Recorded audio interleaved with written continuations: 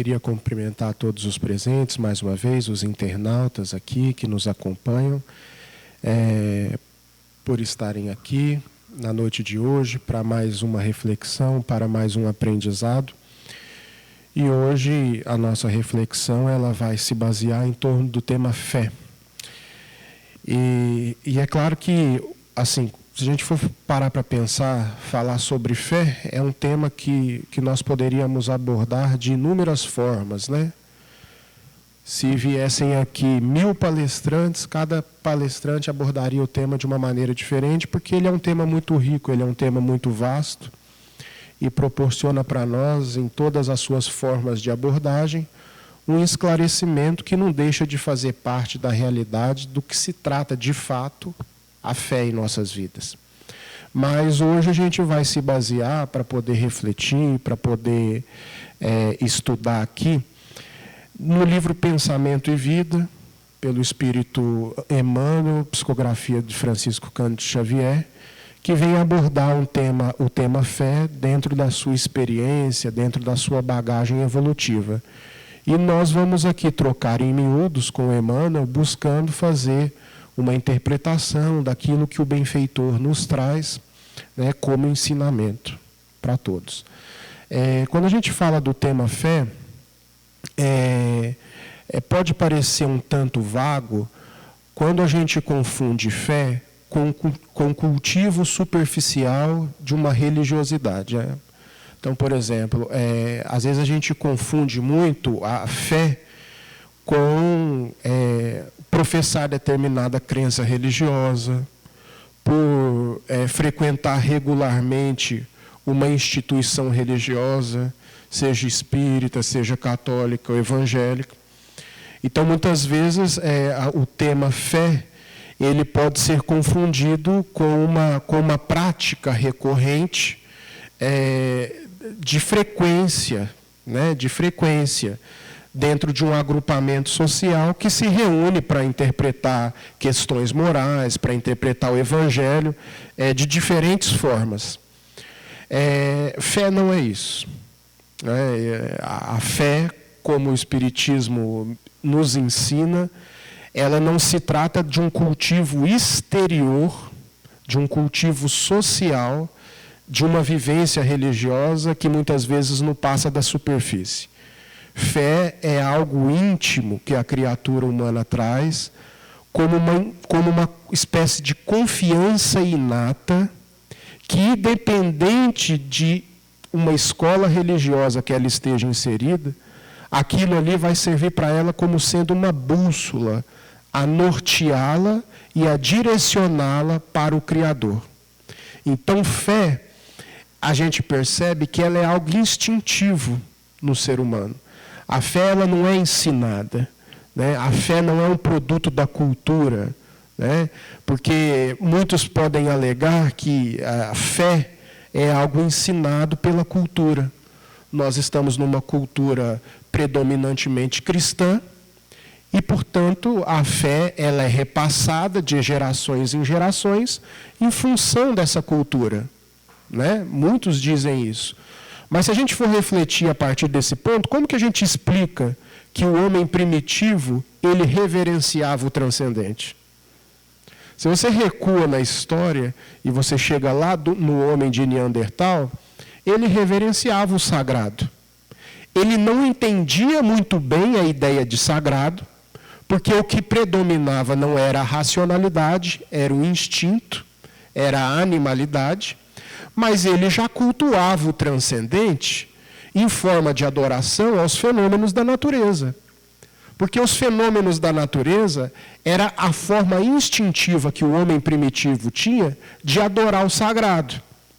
Então era uma tempestade que era reverenciada pelas tribos primitivas, era um trovão que caía e que para aquelas tribos era um sinal da presença divina, era a reverência ao solo, era a reverência ao sol, era a reverência à chuva. Então percebamos nós de que a fé, ela acompanha o homem desde os seus primórdios. Então não pode ser algo ensinado pela cultura. É algo inerente à consciência da criatura humana. Então, a partir do momento em que a gente começa a identificar que a fé ela não é um produto da cultura, mas ela é uma parte inerente da criatura humana, da consciência humana, a gente percebe que esse não é um fenômeno aleatório. Não é um fenômeno passível de dúvida no sentido da sua origem, porque, na verdade, a fé, quando a gente analisa a sua origem, ela é uma gota que Deus põe na criatura da sua própria consciência, da consciência divina.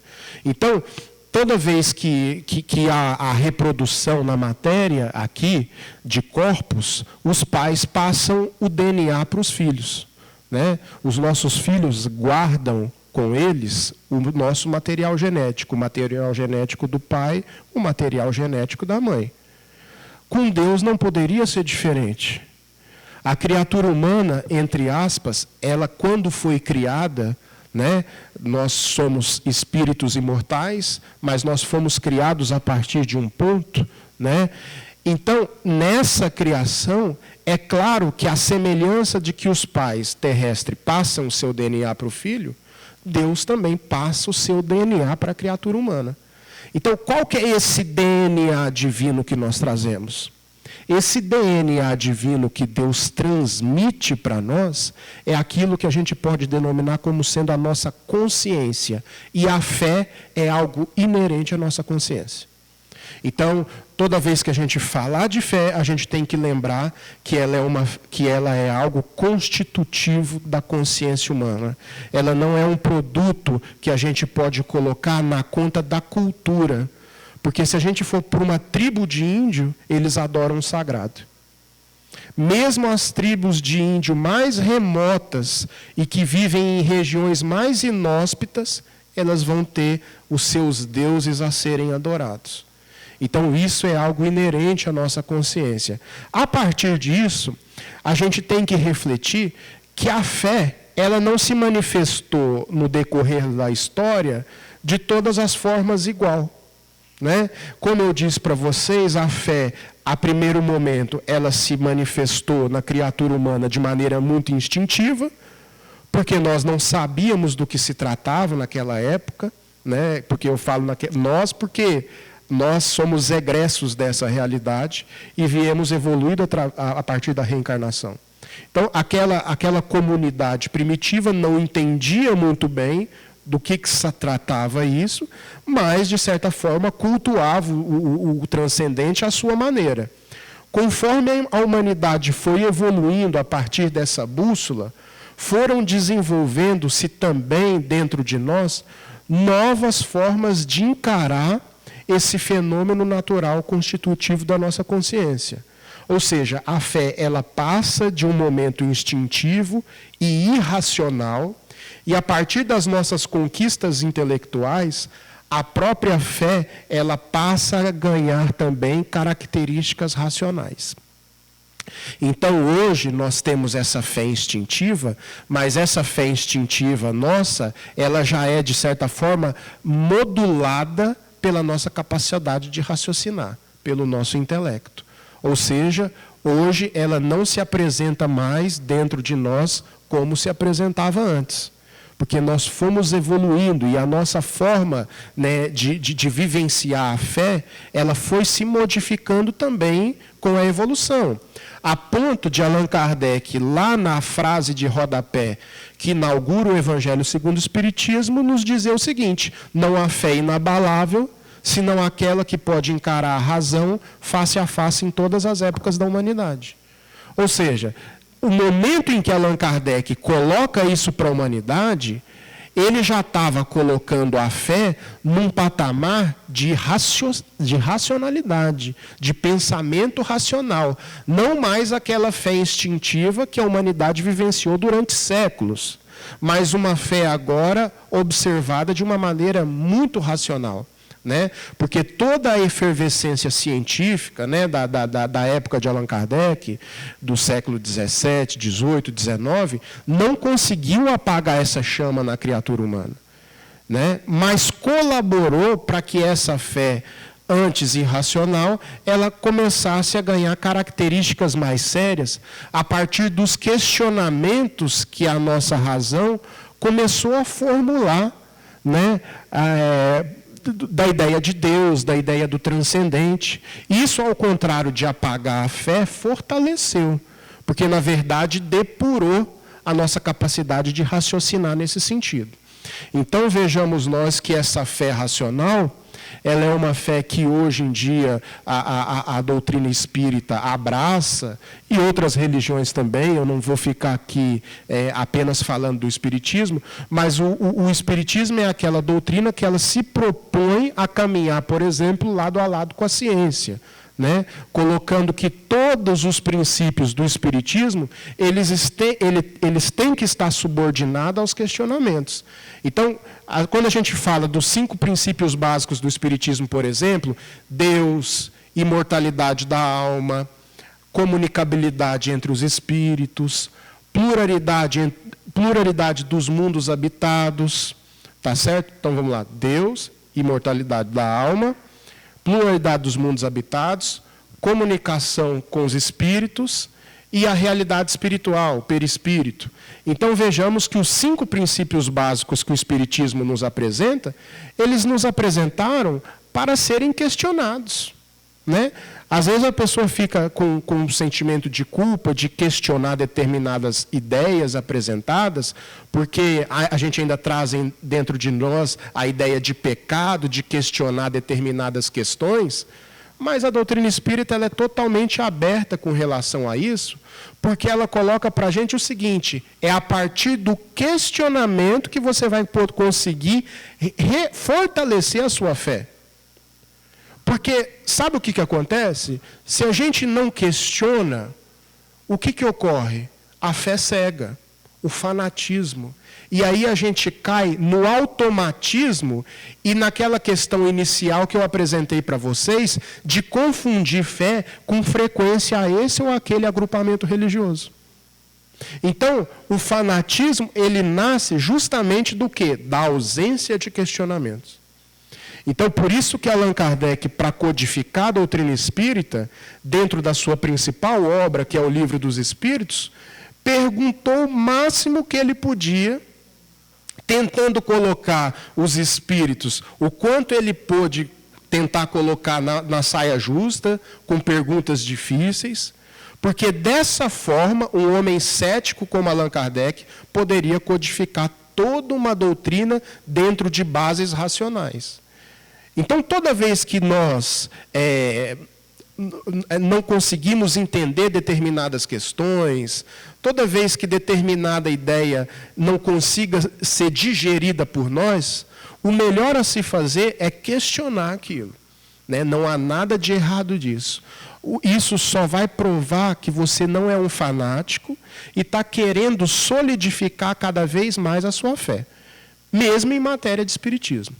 Então, dentro dessa racionalidade que a doutrina espírita nos apresenta, na forma de encarar a fé, houve também uma libertação do nosso pensamento, que durante muito tempo, na Idade Média, foi escravizado, né, no sentido de nós não podermos questionar, né? Tudo que era questionado em um grande período histórico, num grande ato histórico, era passível de condenação à morte, né? Se nós fôssemos condenados por heresia, por exemplo, por questionarmos determinados princípios da igreja predominante na Idade Média, seu destino era a fogueira. Então vejamos que, durante longo período, essa fé ela não pôde ser raciocinada por uma imposição estatal, né? Eu falo uma imposição estatal porque Estado e igreja se mesclavam na administração da coisa pública. Então, nesse sentido, o nosso pensamento ele ficou por muito tempo preso numa redoma de imposição da religião que não admitia questionamentos. Tanto é assim que muitos médiuns, por exemplo, e a gente pode incluir dentro desse rol, próprio Joana d'Arc, né, foi o quê? Condenado à morte por conta da sensibilidade mediúnica que ela tinha, que ela possuía, que no poder constituído na época era tido como algo demoníaco, como uma heresia, como um pecado capital. Então, até valores mediúnicos, no sentido do contato de muitos médiuns da época com o mundo espiritual, foram sufocados. Não só os valores mediúnicos, mas também os valores da nossa racionalidade atrelado a questões da fé.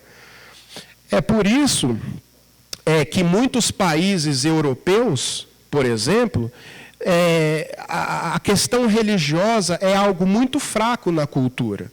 Né? Você vai para a cultura alemã, você vai para a própria cultura francesa, a questão religiosa nesses países europeus é uma questão absolutamente secundarizada. Secundarizada. Por quê? Porque os espíritos ali, eles sofreram mais na pele, de maneira mais próxima, as imposições de uma religião arbitrária que não admitia questionamentos. Então, são espíritos que reencarnaram lá e que muitas vezes ainda estão, né, lá, traumatizados com esse período histórico de supressão das liberdades do pensamento. Então, é por isso que você vê muitos países europeus predominantemente ateus. Ateus. Não querem nem saber de religião. Religião não prospera em determinados países. Por quê? Porque a experiência daqueles espíritos com a religião foi uma experiência traumática. E até esses espíritos conseguirem se libertar dessas experiências traumáticas que eles tiveram, ainda vai demandar muitas reencarnações até que se prove o contrário. Até que se prove que a religião verdadeiramente admite questionamentos e uma busca pela racionalidade sincera. Então vejamos que hoje nós desfrutamos, né, de uma condição de, entre aspas, privilégio, de podermos ter contato com esses ensinamentos que são totalmente abertos ao escrutínio, ao questionamento daqueles que aderem, sem nenhum constrangimento, porque é dessa forma que nós vamos encontrar o porquê das coisas, que nós vamos encontrar a racionalidade do porquê eu devo ser bom, do porquê eu devo trabalhar valores internos na busca de uma reforma íntima. Porque hoje em dia, com as conquistas que a gente tem do intelecto, se a explicação não for razoável, a tendência é a rejeição, gente.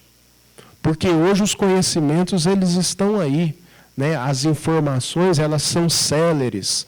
Então, é preciso também que haja uma resposta por parte desse pensamento que busca a espiritualidade, que acompanhe toda essa movimentação de conquista que a humanidade já teve, em busca de uma melhoria no campo das ciências humanas, das ciências exatas, das ciências tecnológicas. Então, todo esse avanço requer também um movimento de um acompanhamento do espiritualismo científico, né, da filosofia espiritualista.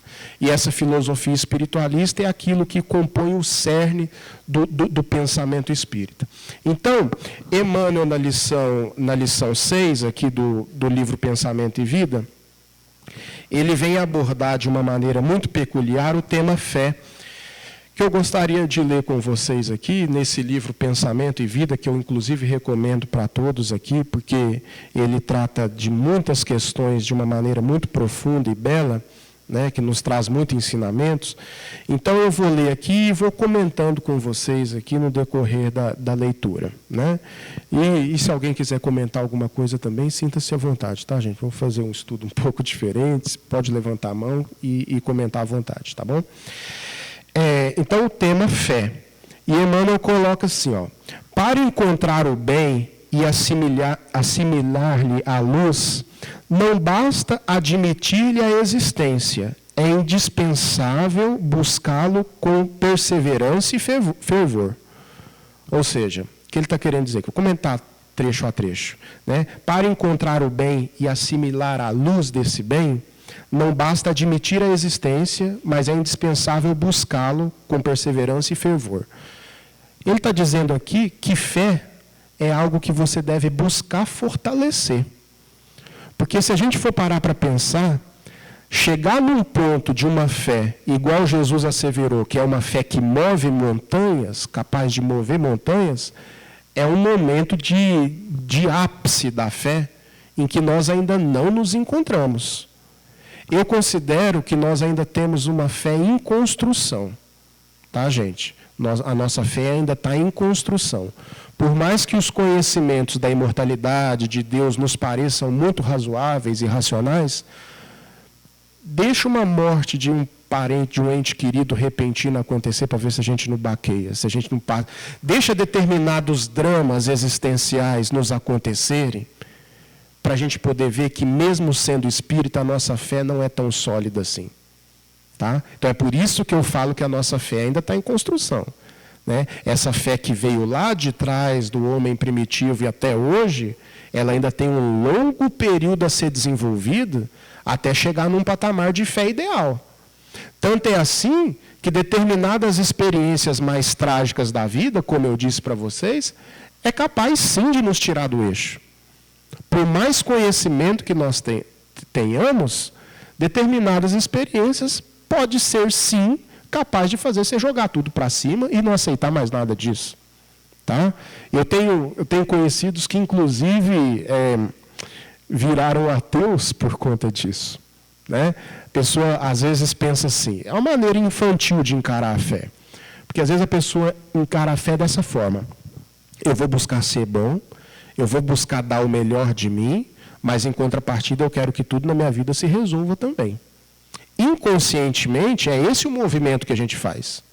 O movimento de fé que a gente cultiva ainda é um movimento de barganha. Opa, peraí, eu faço isso e, em contrapartida, eu quero esse e aquele benefício. Quando o benefício a gente julga que não vem, a gente descarta essa história toda. Então, muita gente desencadeia, acaba vivenciando um ateísmo, um momento de negação, justamente porque fala assim, eu estou fazendo por onde, nada na minha vida está certo. Não vou mais tomar passe coisa nenhuma. Não vou mais tomar água fluidificada, não vou passar por esse processo, não. Quer dizer, que momento é esse evolutivo? Um momento de infância, em que a criatura ela barganha com Deus de maneira consciente ou de maneira inconsciente. Tá? Então, quando a gente fala de barganha com Deus, a gente está falando da fé mais infantil que a gente pode identificar. Né? Porque, se a gente fosse parar para pensar, se seguir o bom caminho fosse sinônimo de vida tranquila, Jesus não teria o destino que teve. Vocês concordam comigo? Você conhece alguém mais bom que Jesus, que passou pela terra? A vida dele foi de facilidades? Não foi de facilidade, gente. Pelo contrário, muitas vezes o conhecimento que a gente tem é o elemento que vai nos proporcionar força para passar pelos desafios para o nosso engrandecimento espiritual, para a nossa educação, para o nosso resgate de velhas pendências do passado. Só que muitas vezes a gente não sabe entender esse mecanismo, esse processo. Por quê? Porque a nossa fé ela ainda está em construção, ela ainda está em desenvolvimento. Então, nós precisamos encarar essa fé como sendo algo inacabado, a fim de que a gente possa estruturar um planejamento íntimo, vamos dizer assim, para não poder desfalecer ante os reveses da vida, ante as experiências difíceis que muitas vezes nós atravessamos. Porque a partir desse momento, a gente passa a não barganhar mais, a não estabelecer uma relação de troca com a providência divina. Tá certo? Então, nesse sentido, muitas das vezes, quando nós adentramos uma escola religiosa que nos proporciona reflexões profundas, às vezes um problema ou outro ele até se intensifica na nossa vida. Por quê? Porque aquilo ali está te proporcionando recursos para que você possa ter força para passar determinados desafios. Então, erradiquemos esse pensamento de que o cultivo da religiosidade vai erradicar em definitivo todas as questões difíceis da nossa vida. Isso não significa dizer que nós não devemos buscar o alívio e o conforto quando estamos passando por situações difíceis, né? Então, a doutrina espírita, nem Jesus prometeu cura para ninguém, mas alívio para que a gente possa passar pelas nossas dificuldades, né? No Evangelho de João, se eu não me engano, Jesus ele diz: vinde a mim todos vós que estáis fracos e sobrecarregados, que eu vos aliviarei. Olha a palavra alívio. Jesus ele promoveu muitas curas no Evangelho, mas ele não prometeu nenhuma. O que Jesus prometeu foi alívio. Vinde a mim todos vós que estáis fracos e sobrecarregados, e eu vos aliviarei. Não eu vos curarei, eu vos aliviarei. Então, a questão da gente encarar esses movimentos não como sendo a remoção de problemas, como um passe de mágica, mas como um alívio para as nossas questões íntimas, um alívio para que a gente possa lidar com questões desafiadoras da vida, é muito mais maduro do que o contrário. Tá certo? Então, Emmanuel prossegue aqui. Deixa eu acelerar, porque o tempo está acabando. Ninguém pode duvidar da eletricidade, mas para que a lâmpada nos ilumine o aposento, recorremos a fios condutores que lhe transportem a força, desde a aparelhagem da usina distante até o recesso de nossa casa. A fotografia é hoje fenômeno corriqueiro. Contudo, para que a imagem se fixe na execução do retrato, é preciso que a emulsão gelatinosa sensibilize a placa que a recebe. A voz humana, através da radiofonia, é transmitida de um continente a outro com absoluta fidelidade. Todavia, não prescinde do redemoinho eletrônico que, devidamente disciplinado, lhe transporta as ondulações. Não podemos, desse modo, plasmar realização alguma sem atitude positiva e confiante. Entretanto, como exprimir a fé? Indaga-se muitas vezes. A fé não encontra definição no vocabulário vulgar. É força que nasce da própria alma, certeza instintiva na sabedoria de Deus, que é a sabedoria da própria vida. Palpita em todos os seres, vibra em todas as coisas, mostra-se no cristal fraturado que se recompõe humilde e revela-se na árvore decepada que se refaz gradativamente, entregando-se às leis de renovação que abarcam a natureza. Olha aqui, ele coloca que a fé existe até em reinos anteriores da natureza, né? Desde uma árvore que é decepada e se recompõe, até de um cristal fraturado que também, através de processos geológicos, vai se recompondo através dos milênios, né? Ele associa a fé a esse movimento natural. Todas as operações da existência se desenvolvem de algum modo sob a energia da fé. Confia o campo no vigor da primavera e cobre-se de flores. Fia-se o rio na realidade da fonte e dela não prescinde para sua caudal larga e profunda. A simples refeição é para o homem espontâneo ato de fé. Alimentando-se, confia ele nas vísceras abdominais que não vê. Olha que interessante, ele coloca que mesmo se a pessoa se diz desprovida de fé, ela tem que dar atos de fé todo dia. Porque a falta de fé na providência divina, ela passa simplesmente a ser transferida para outra coisa. Porque o ser humano ele precisa, né, ele tem essa carência a ser preenchida, e é uma carência inata. Né? E aí ele fala que a gente dá prova de fé todo dia. Quando a gente se alimenta, por exemplo, você confia que o seu intestino, você confia que o seu estômago vai processar, né, a comida que você ingeriu. Né? A gente confia todo dia, a gente tem fé, a gente tem uma fé automática de todos os dias. Né? Hoje já está à noite, mas a gente tem fé que amanhã a gente vai ter um solzinho brilhando para nós. Então, Todo dia a gente tem que confiar em alguma coisa e essa necessidade de confiança ela já é automática. Então o que ele está querendo dizer assim é que vida sem fé não existe. Porque fé em alguma coisa a gente há de ter, ainda que seja nas coisas mais banais do nosso dia a dia. Tá certo? Então ele continua assim: todo êxito da experiência social também resulta da fé que a comunidade empenha no respeito às determinações de ordem legal que lhe regem a vida.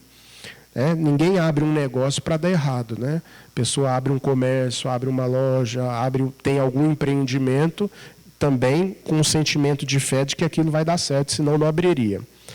Utilizando-nos conscientemente de semelhante energia, é-nos possível suprimir longas curvas em nosso caminho de evolução. Ou seja, sabendo se utilizar desse sentimento, a gente consegue superar muitos desafios na nossa jornada evolutiva, desse sentimento íntimo de fé, que move a vida, na verdade.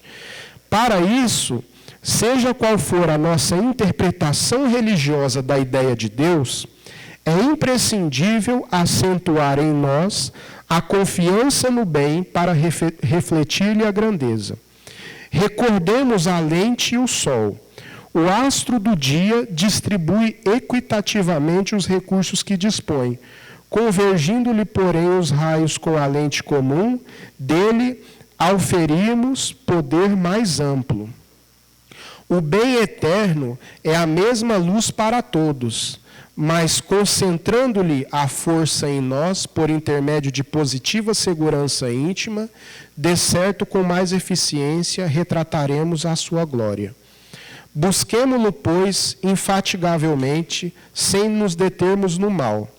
Todo tronco podado oferece frutos iguais àqueles que produzia antes do golpe que o mutilou.